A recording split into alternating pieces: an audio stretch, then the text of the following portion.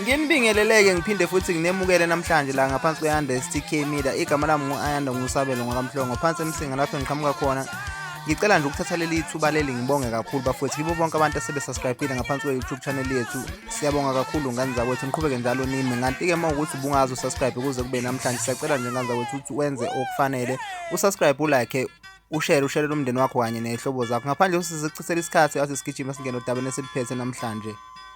uStayela owaduma ngesichomane sikaBhaka waphindeke wayesekhipha amaqembu akhe-ke uStayela kanjalo nethwasa lamangwane. Uphinde wabuya-ke kulonyaka ngoba esebuyile sibonile lapha ney'nkundleni zokuxhumana ukuthi-ke njengamanje uphusha noma uthembisa abalandeli bomculo ukuthi uzokhipha iqembu elisha sha futhi lapho khona akayibiza khona ngamageza amasha. Lokhu-ke sike sakubona ekukhuluma emva kuba nje amageza amahle ekhipha i-albhamu yawo ethi DM Sakazi. uStayela ubesekhala ngokuthi-ke nje-ke labantu abacula lapha kumageza noma abantu abalida kumageza njengamanje abasayilandeli ilegacy endidane ngendlela umtshengiseni ayekade eshaya ngayo amageza amahle, ukuthi mangabe kuphuma amageza amahle kwakuvele kwaziwa nje ukuthi kuphumeke nje-ke ingoma enkulu. Kodwa-ke ubesekhala ngokuthi njengoba ingoma isiyehlile noma izinga lehlile kumageza amahle, ubesethatha isinqumo sokuthi yena njengoStayela uzokhipha iqembu elisha ala-ke ibiza khona ngamageza amasha.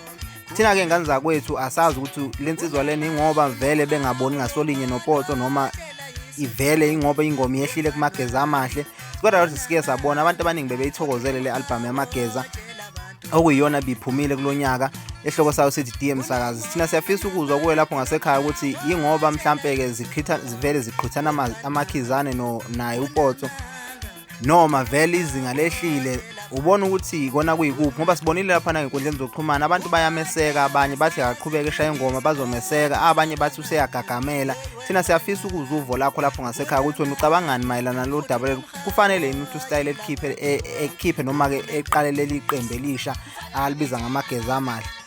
Kanti-ke ngale kwalokho ukhumbuleke ngani zakwethu ungakhohlwa nokusilandela ey'nkundleni zethu zokuxhumana. Ku-Instagram siyatholakala @ayanda_stk bese uthi laphana ku-Facebook sinale ikhasi lethu lika-Facebook okuyi-STK_media kuze kube futhi nangokulandelayo ngani zakwethu.